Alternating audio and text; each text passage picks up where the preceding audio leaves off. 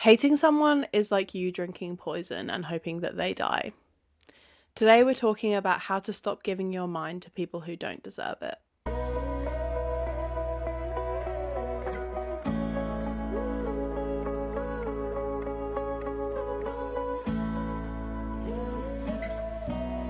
Hello everyone, welcome back to your regularly scheduled self-reflection. I am Tash and this is Things We Say in Therapy, Snack Size Deep Dives. This is episode 4 of the Snack Size Deep Dive series, where I'm doing little snackable deep dives into a mental health topic to encourage self-reflection and improve your mental health. I do these every single Thursday, so hit that notification bell to make sure you don't miss an episode. Some people just stick in our minds. You try to move on, but you just keep thinking about them over and over and over. This is not a weakness. Our brains are biologically programmed to obsess over perceived threats. Today, we're being brutally honest about why hate lingers in our minds and how to reclaim your thoughts. This is one of those things we say in therapy that people don't want to hear but need to. This is uncomfortable on purpose, so let's call it like it is. So let's get into why we can't stop thinking about the people that we hate. Here's the psychology behind it. Our brains have something called a negativity bias. This is the concept that our brains tend to pay more attention towards threats and betrayals than to pleasures. It is normal and common. If we have 10 great things happen to us in a day and one bad thing, our brains will go to bed at night thinking about that one bad thing that happened to us. There's also this thing called a rumination loop. Your mind replays things as an attempt to predict and protect us. I personally have such a rumination problem. I've actually spoken to my therapist about it. So I am a certified expert at analysing and getting through this rumination. It's my coping mechanism for not getting closure on things that hurt me and for trying to control situations, because I also struggle with, or used to struggle with, severe anxiety, not so much anymore.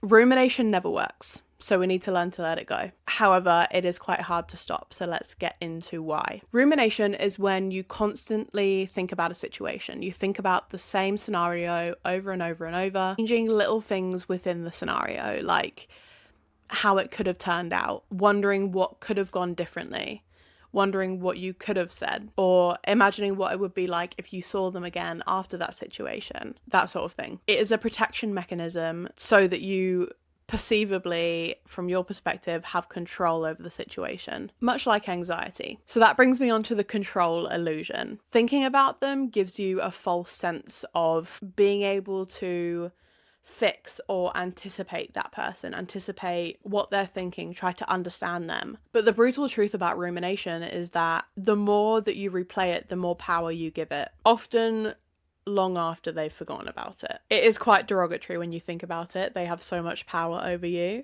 when you let them make you this aggravated. Like I said, I used to lie in bed at night, every night, thinking about the same person who hurt me over and over and over, thinking about different ways the scenario could have played out, what they were thinking, why they did it, obsessing over every detail. It causes, or for me at least, it caused lots of sleep disruption and anxiety. I let them control my life even after they'd left it. And even if you're not ruminating over a particular situation and you just really dislike somebody, usually it's someone that was once close to you that you used to love. But if you just really dislike somebody, it still has that control over you. You're still thinking about them for what? So step 1 to stop thinking about somebody that you hate. You need to accept that you are thinking about them. Trying to stop those thoughts by force, it only makes them louder. This is what my therapist taught me, and it absolutely transformed the way that I think about it. In order to reframe it in your mind, you need to notice the thought without playing into it, without letting the thought aggravate you. At that time, you can name the thought. That usually helps. Just thinking, oh, there I am, feeling angry again, kind of thing.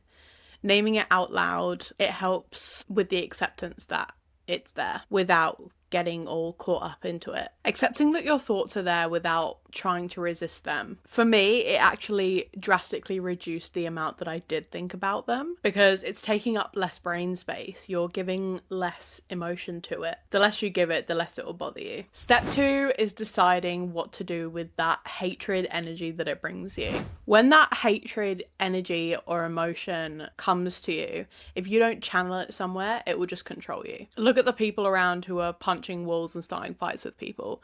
They're letting their anger and hatred control them. Don't let it get trapped. You can journal, you can use exercise, physical movement, you can use a creative outlet, drawing, writing, music, work, but also talking about it. I hadn't voiced the fact that I was ruminating about particular situations and people that I strongly disliked, because I thought it was embarrassing to still be upset about it over so many months. But saying it out loud to somebody actually brought me the sound advice that helped me change my situation, and it brought me the clarity that I needed. I know not everyone has a mental health professional to talk to, but if you have someone safe in your life, you should tell them. Just speak it out loud. Otherwise, there's resources in the description below. Step 3 is stop trying to change them. Hate persists when you want justice, revenge, or acknowledgement, and none of these things are in your control. You can't make someone see you or acknowledge you, and you definitely can't make someone change.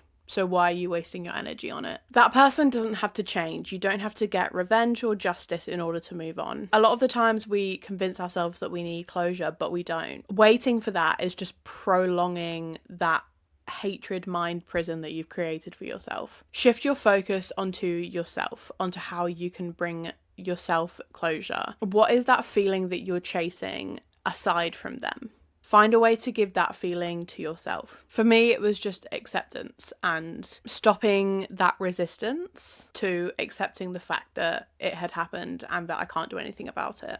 Step 4, you could also replace that loop of thinking about them with a different habit. This will involve actively changing your thoughts. When it comes, let it arrive, accept it's there, and actively change your thoughts. You can use mindfulness techniques. You can do gratitude lists. Think of one thing that you value right now, something positive. It actively drives your brain away from that rumination loop, that negative thought process of thinking about what's hurt you. Or you could do something else small, like calling a friend to catch up, or do a task that you've been putting off, put on a podcast, distract your mind. If you don't replace the thought, your brain will just keep repeating it.